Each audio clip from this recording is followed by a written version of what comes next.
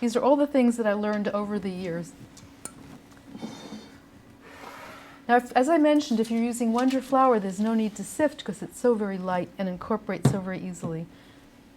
But with this all-purpose cornstarch mixture, so that it doesn't sit heavily, I do just half of it, and then here's my secret weapon, which I really adore. You can use a slotted skimmer, you can even use a large silicone spatula, but this creates just the right resistance between the flour and the batter so that you can incorporate it quickly and evenly. And you don't have to get every bit of flour in at this point because we're going to add more flour. But the problem is that at the end, if you leave flour particles, those are the ones that will drop to the bottom. And people are really upset when it happens. With a chocolate genoise, I actually use my fingers to rub them out because chocolate is even harder. But the funny thing is that I once made a chocolate genoise for Carl Sondheimer, the father of the Cuisinart. It was his birthday, use every last smidgen. And I didn't know about getting rid of those little particles. And he said, "What are those delightful nuts at the bottom of the cake?" So never apologize, because maybe people don't know that it's a mistake, and they may even like it better.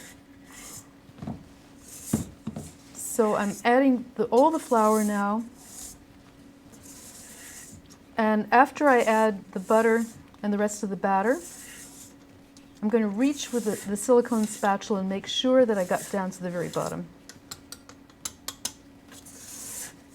Now with a rubber or silicone spatula, this would take about 5 times the amount of time, but you can see already it's beautifully incorporated.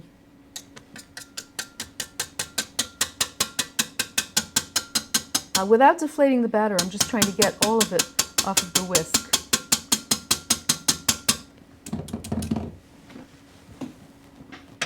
And we'll need that in a second again because it's going to be used to incorporate the rest of this butter batter. You can see that it's slightly darker than the rest of the batter because of the butter and the vanilla.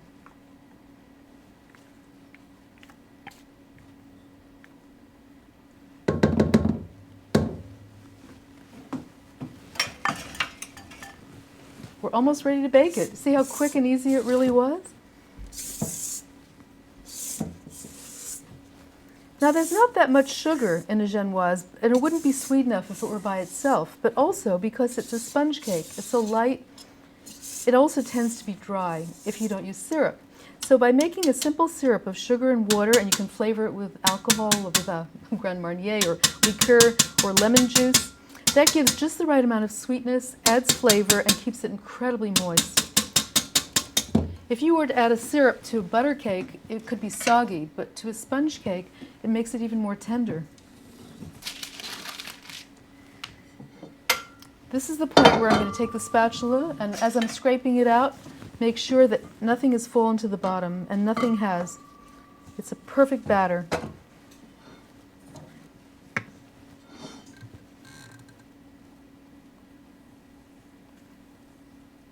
And see how it just flows right into the pan? Genoise, if you've beaten it correctly, it will fill the pan 2/3 full.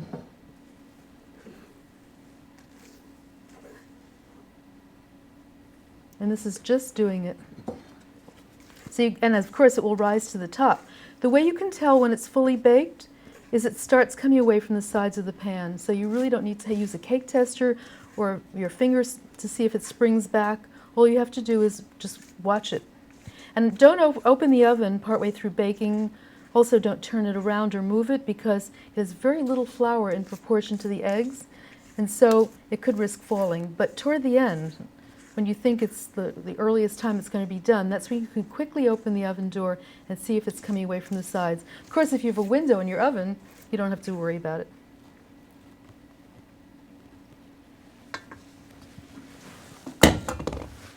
And here is the genoise ready to put into the oven.